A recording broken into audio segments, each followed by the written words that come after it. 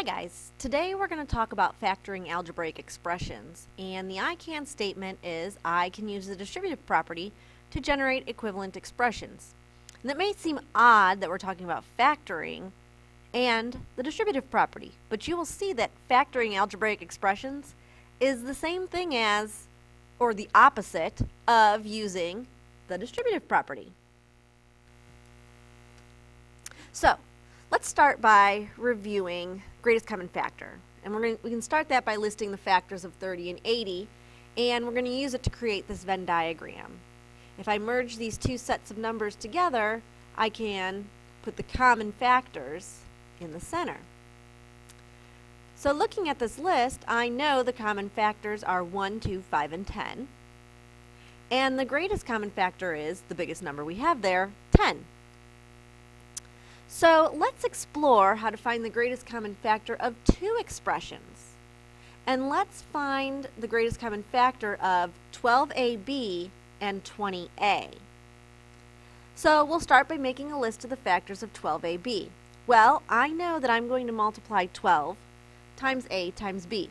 So whatever I get when I plug in a value for a and a value for b, all those factors of 12 are still going to be a factor of the whole expression, because it's something I'm going to use to multiply to get my final answer. So 1 and 12, 2 and 6, 3 and 4, those are the factors of 12.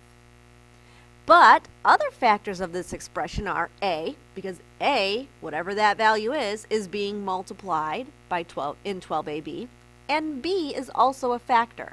So any variables I have with coefficients are factors of that term. Let's look at the factors of 20a. 1 and 20, 2 and 10, 4 and 5, and a, because a is being multiplied by that number. So let's merge these two sets of numbers together and note the common factors. Notice I have a variable as a common factor. If I wanted to find the greatest common factor, I would take the largest number that was going to be my coefficient, and whatever that is multiplied by whatever a is going to be greater than 1, 2, or 4. So 4a is the greatest common factor.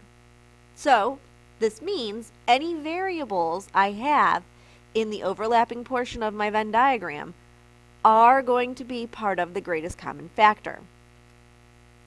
Let's do some practice. Find the greatest common factor of the following pairs of numbers. Note that some of these numbers have variables with them. So if a variable is common, it's included in the greatest common factor. Pause the video and complete 1 through 8 in the work section of your WSQ. Then hit play again, because we have not talked about factoring yet.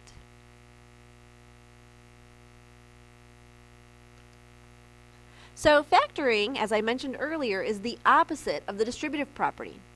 And we've already worked with factoring this year. We just haven't officially named it yet.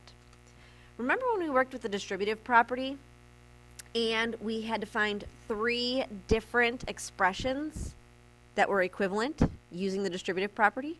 And we did that by multiplying the number outside the parentheses by everything inside. So we would have 3 times 5 plus 3 times 6. And the third expression we had to write, which was something new we added on this year, was when we actually multiplied 3 times those numbers inside the parentheses and got 15 plus 18. Factoring is when I take this addition problem and turn it and go backwards to find the distributive, find an expression that would require me to use the distributive property. So I do this by looking for a common factor. Now, for our purposes, when we are factoring algebraic expressions, we're going to need to find the greatest common factor in order to factor our expressions. So let's look here with 24 and 30. What is the greatest common factor of 24 and 30? Well, the greatest common factor of 24 and 30 is 6. So I know I need to write 2 multiplication problems. one that will equal 24, one that will equal 30, where I'm multiplying 6 times a number. So 6 times what is 24? 6 times 4, plus 6 times what is 30? 6 times 5.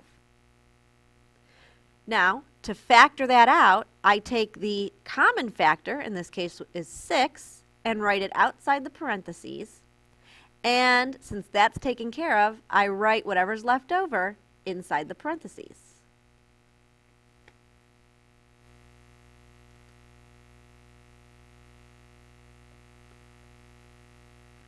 Now it's your turn. Pause the video, and in the work section of your WSQ, complete numbers 1 through 6. When you're done, hit play, because we still have some more fun.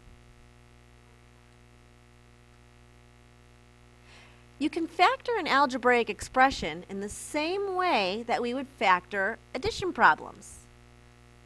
We first must find the greatest common factor of 24n and 30.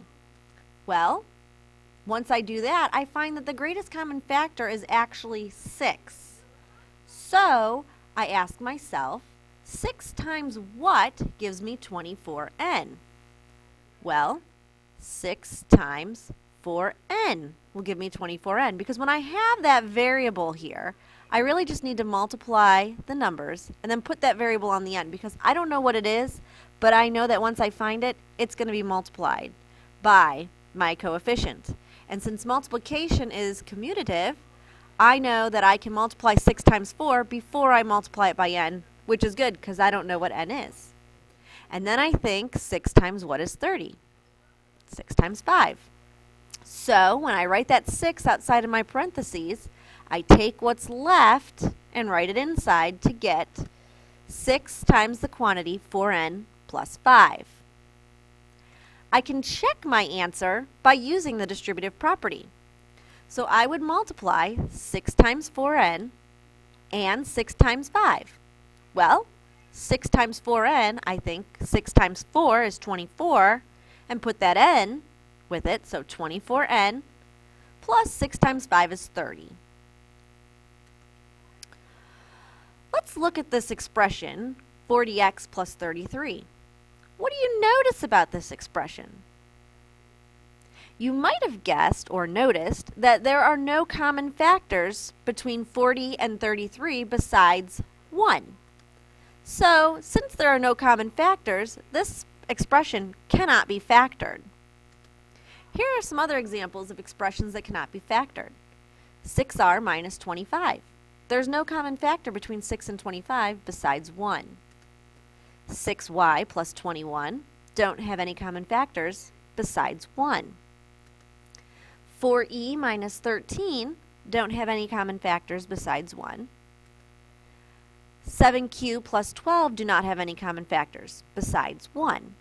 So these expressions cannot be factored. Neither can 20 plus 41p, because 20 and 41 don't have any common factors. Now it's your turn.